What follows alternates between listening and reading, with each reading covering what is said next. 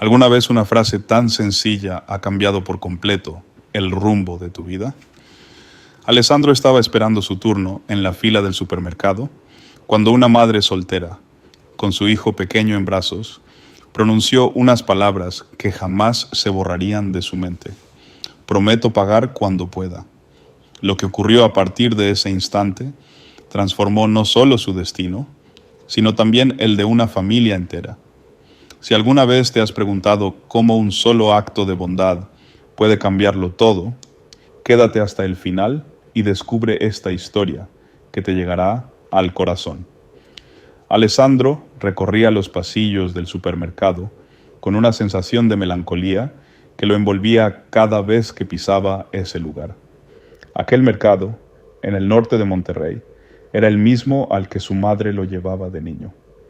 Recordaba cómo su pequeña mano se aferraba a la de ella y cómo, si se portaba bien, podía elegir una paleta de hielo como premio.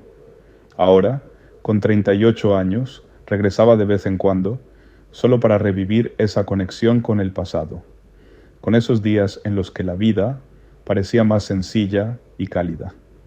La tarde caía suavemente sobre la ciudad.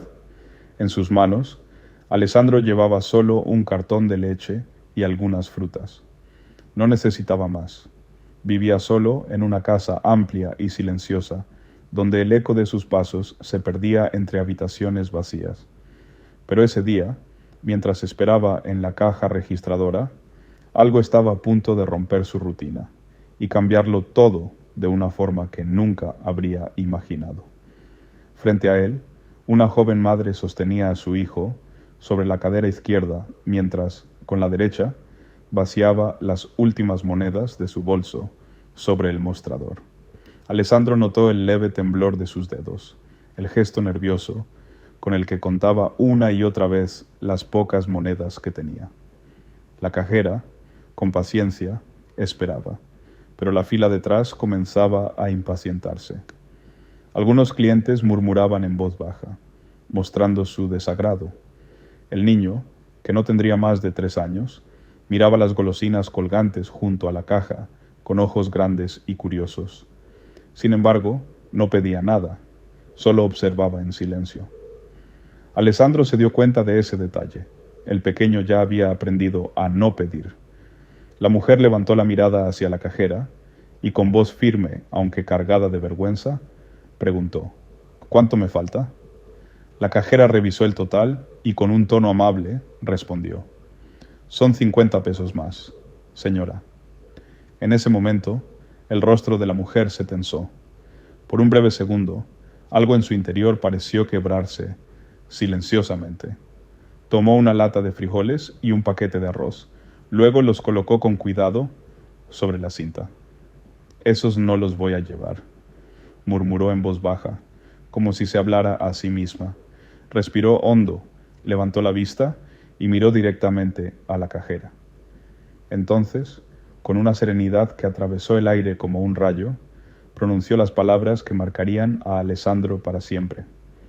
Prometo pagar cuando pueda. No sonó como una súplica ni como una excusa. Era una afirmación firme, una promesa nacida del corazón de alguien que todavía cree en la honestidad, aun después de haber sido herido por la vida una y otra vez. Alessandro sintió que algo en su interior se despertaba, algo que había estado dormido durante años.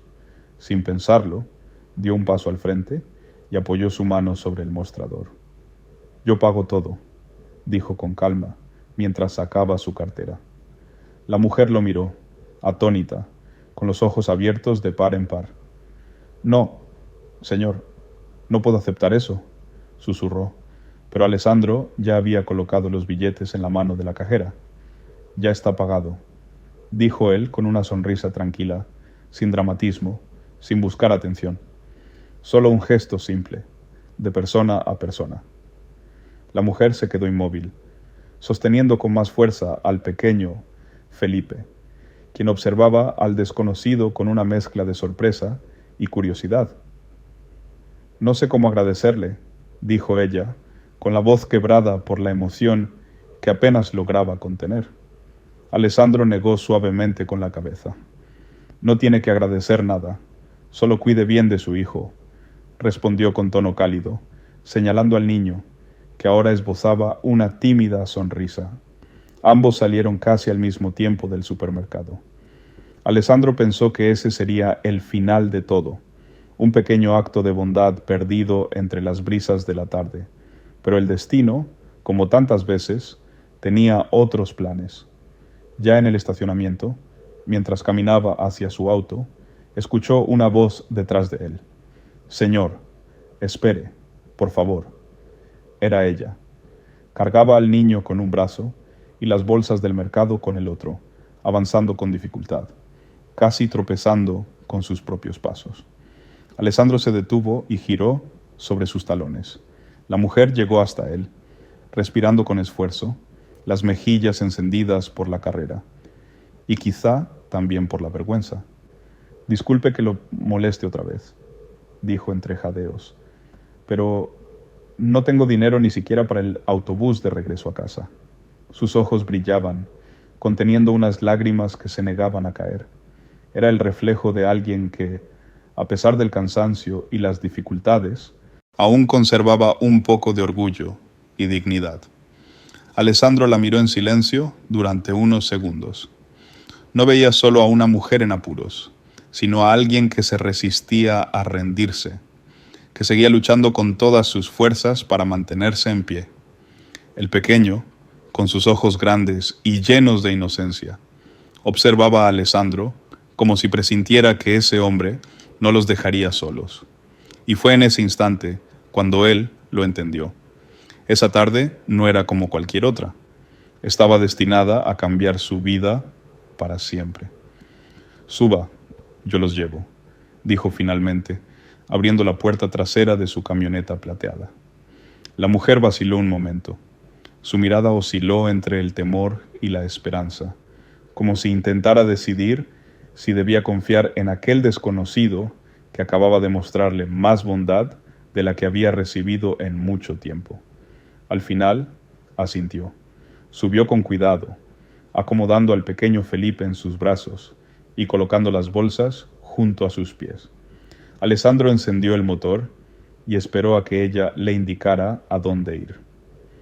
«Vivo en la colonia Independencia, cerca del mercado de abastos», murmuró, sin atreverse a mirarlo, como si le pesara confesar que vivía en una de las zonas más humildes de Monterrey.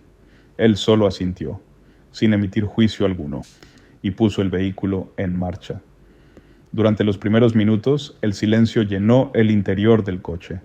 Solo se escuchaba el sonido constante del motor, y de vez en cuando, el murmullo del niño que jugaba con sus pequeños dedos. Alessandro mantenía la vista fija en la carretera, mientras ella observaba el paisaje pasar por la ventana, perdida en sus pensamientos. Fue él quien rompió el silencio. «¿Cómo se llama su hijo?», preguntó con genuina curiosidad, mirándola a través del espejo retrovisor. Ella levantó la vista, sorprendida por el tono amable de su voz. «Felipe», respondió, sonriendo apenas. Alessandro asintió, y con una expresión cálida, acarició con la mirada al niño.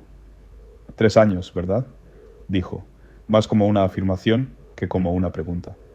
«Sí», contestó ella con un dejo de ternura, «recién cumplidos». Por un instante, el aire dentro del auto pareció volverse más ligero. Era el inicio de algo que ninguno de los dos imaginaba. Alessandro sonrió con calidez. «Es un niño muy tranquilo. Se portó muy bien en el supermercado». Ella asintió con una pequeña sonrisa, y en sus ojos brilló ese orgullo que solo una madre conoce. «Sí, es muy bueno, a veces demasiado bueno para su edad». Hubo algo en su tono que hizo que Alessandro notara un peso escondido detrás de esas palabras, como si la calma del niño no fuera una elección, sino una consecuencia. Felipe jugaba distraído con un carrito de plástico viejo que había sacado del bolsillo de su madre, completamente ajeno a la conversación. «¿Y usted tiene hijos?», preguntó ella con timidez, buscando mantener viva la charla. La pregunta lo golpeó como un puñetazo invisible en el estómago.